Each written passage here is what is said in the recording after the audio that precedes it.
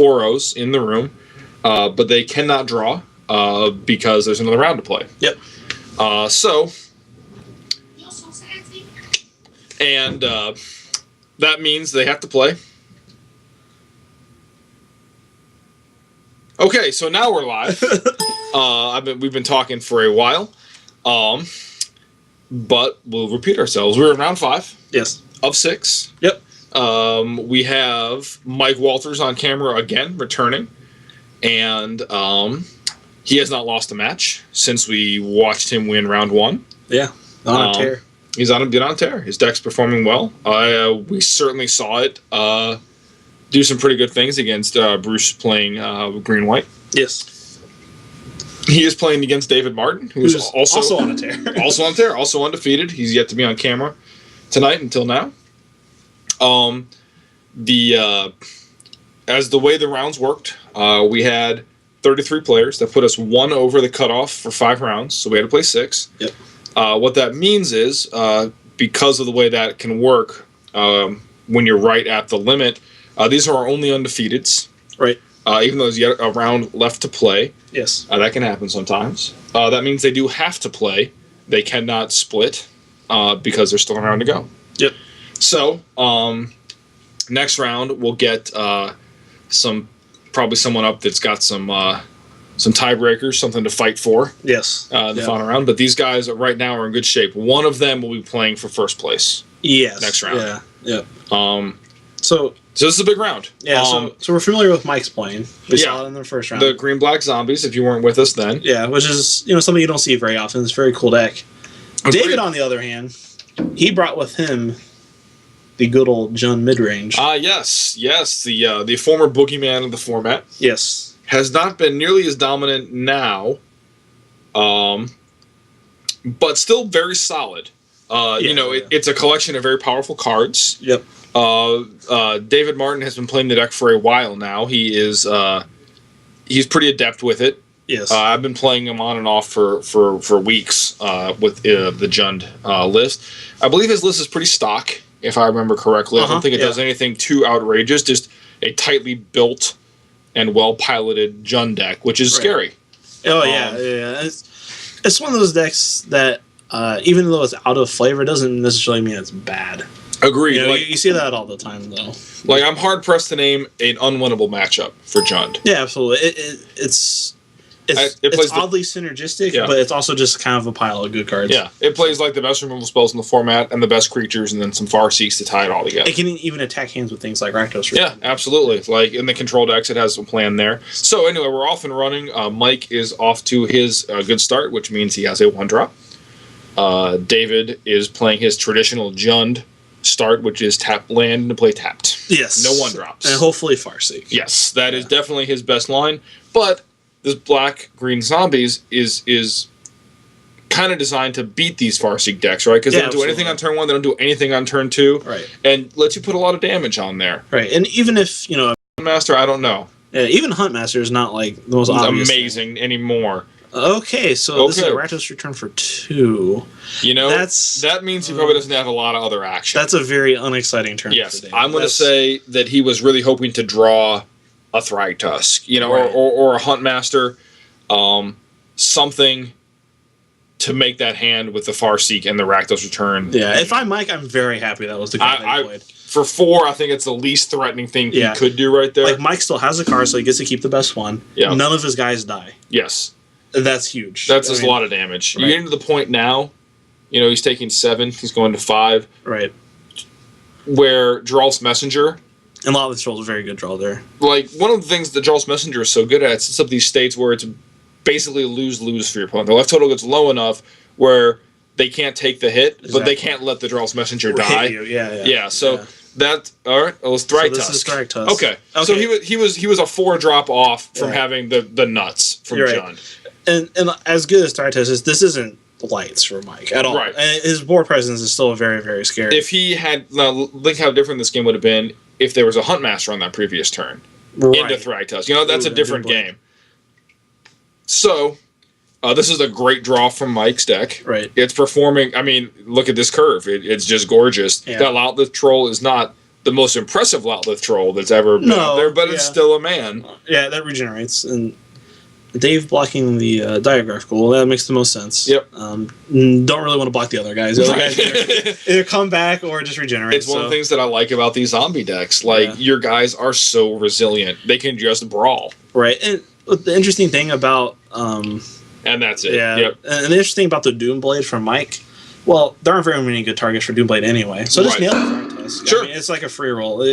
You're not going to use it on much else. You're not going to get much more value from it. Right. About the best thing you can hit in this deck with it is a Huntmaster of the Fells. And even which has still gained them 2 life and left and the they guy solve behind. a guy. Yeah, exactly. So Thanatos is the best target for Doomblade. That being said, I would suspect Mike takes out Doomblades. I would say that's probably pretty likely. You want to have something that can kill Olivia Voldaren for sure. Oh, definitely. And Doomblade is not that card.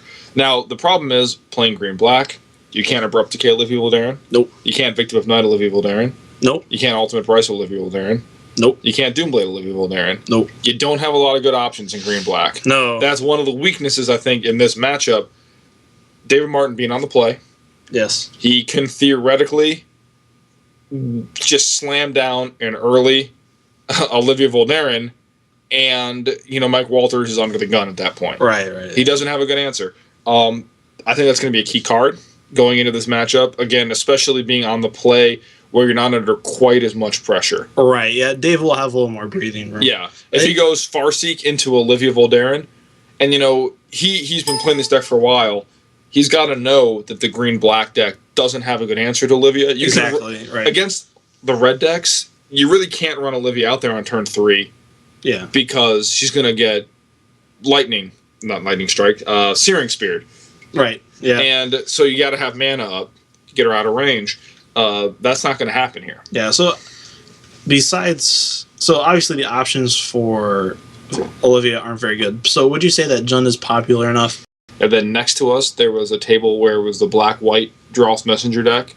Okay. And then playing another black-green Zombies deck. So at that table, there were 4 Draw's Messenger decks. Right. It's not unreasonable, and we were all like 4-0. In those kind of situations, it's not unreasonable to start bringing Pillar of Flames to Friday Night Magic. So, Draw's Messenger at one point was considered to be one of the premier aggressive creatures in Standard. And then, it kind of fell off the map a little bit, but it's still a very powerful card.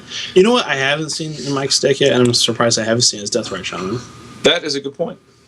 And if Dave's feeling a little frisky, that's something I wouldn't be too afraid to play in a Jund deck.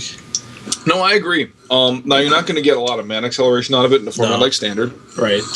But the other abilities may just offer enough value that it's certainly a very powerful card. Right, yeah, either way. And obviously it's awfully good against zombies. Yes. You get that nice incidental hate. Right, absolutely. That can... And even the life gain's not irrelevant. It's not when you're racing. And let's see how this goes off. Again, Mike Walters' deck is one of those decks that likes to be on the play. Right. Although we saw him do just fine on the draw. We did, certainly. Yeah. And against a similar style deck, obviously Jund and the green-white deck are very different. Yes. But they still try to play like a big game. And there's the 1-drop. This looks real familiar. This is what Mike's looking for. We got another Farseek? All right. Farseek. So both players getting off to their ideal start. Yep. This wasn't good enough for David Martin the last game, but we'll see if he has the 4-drop to back it up. He was certainly under more pressure at this point last game, but yeah, this is a good start. Wow, that's very good. The 1-drop and then 1-drop is a really powerful start. Dave wants to miracle a bonfire. That would not be bad. Barring that, he wants a Huntmaster. Yeah, Huntmaster is also reasonable. Barring that, an Olivia and then untapping with it is not out of the question. He has live draws. Okay, so Dave might be a bonfire. Dave's a pauser, though. Yes, he's one of those people who pauses even if he hasn't. Yeah, okay. Okay. I don't get pausing there because you're going to play it. You snap that. You flip that right over. What else are you going to do? So, yeah, Dave's, I think, hoping for a Huntmaster here. I'm wondering if he has a 4th land. Ooh, that's a good point. He has not played one yet. Yeah. And he looks a little... Yeah. I don't see one, but then again, it's kind of hard to tell. Yes. I saw a Dreadbore or some other removal spells, maybe. Off the Rag Tusk. But those aren't going to do any good. Right. Yeah. No, So, I am putting him on not having a fourth land. yeah, I think he would have played. And he's trying to figure out the best way to maybe set up a sequence. Oh, no, okay. Maybe he's trying to figure out if he wanted to play it on yeah. tap. Just say it looks like he may be trying to... And that's the pillar for him. All right. Absolutely. Pillar is very powerful here. And, this is going fairly well. You're under some pressure, but that's going to happen. Right. It would have been way worse if Dave indeed... Oh, scavenging ooze. The scoos. That is bad times for Mike Walters. It is indeed. So if Dave gets to untap with this ooze, yeah. Untap with ooze, and then... Kill a guy, eat it. Yeah, it starts to set up... Ooh, no, that's also that is good. Not a bad magic card. Yeah, that seems fine. Dave just being able to deal with zombies with just 1-for-1s, which is not something you can usually do. No, that's but that true. bonfire. The bonfire kind of caught him back up to the point where he could just deploy his handful of 1-for-1s. He still has that Olivia Voldaren in hand. Yeah, and this might be the turn. Tusk. Oh, okay. Yeah, Olivia, there's Olivia with an active Liliana.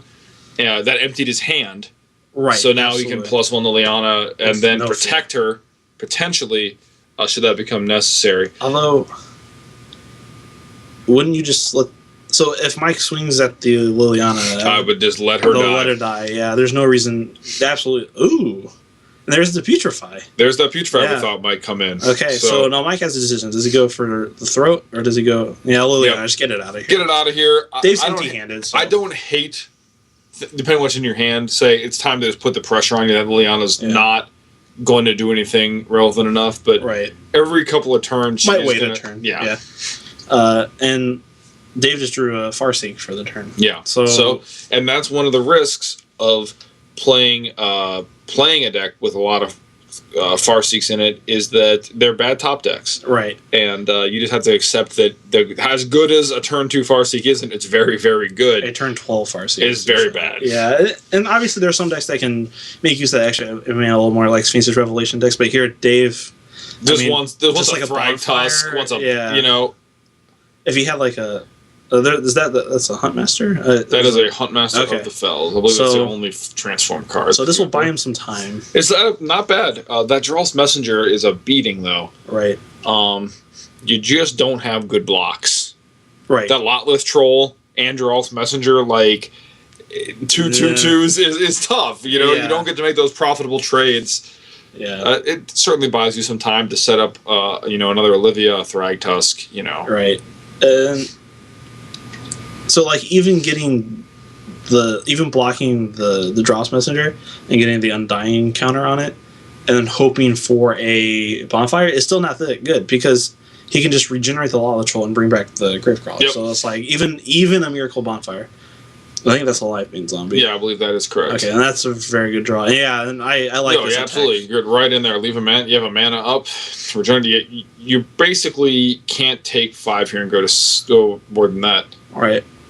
You'd be taking 7 going to 4 with an active Jarl's Messenger. There's just no way you can possibly let that happen. And Dave's going to try to flip his Huntmaster, I think. But I don't think it will matter because if he draws a spell, he's probably going to want to play it. Yeah. Unless it's like an instant speed removal spell. But right. That would be... Man, this is just... Yeah, this is not getting out of reach. Yeah. Again, like you said, you're against a lot of aggro decks in this position. Like, say you're playing against a mono red deck. Bonfire would be insane here. Right, yeah, absolutely. And it's just not even particularly good. Right. It wouldn't save you. That's a Blood Crypt. And I believe that he is dead on board. That's the head on hand. Yep. Frownville. Flip it. Kill it. Zombie, but... Oh, no. He can have one more turn. He can live... Although if Mike has a creature to discard to the Lotless Troll, then... Yep. Or... Oh, that'll work too. Yep. Pick him up. Alright. Well, we saw zombies do what it does best. Right. It was always play a zombie, get back my grave crawlers, keep attacking. Despite all these cards that are supposedly awesome against and he saw Pillar of Flame that game. Yeah. And so I think this zombie deck is pretty good. It's one of probably the premier aggro decks at this tail end of this standard. I agree with that, yeah. And it just goes to show that these removal heavy mid-range decks, these zombie decks are pretty effective. Absolutely. So with that, we're going to cut away, I think, here, and come back for the final round 6 from Game Haven. Yep. And get more for your games. Get more for your games. and presented by Dayton Magic Club website.com. Check it out. You should check it out. Get on there and read some of Mike's articles. Absolutely. Obviously, I mean, the guy's tearing through Jund decks and big scary monsters. So, and we'll catch you guys for round 6. Thanks for watching.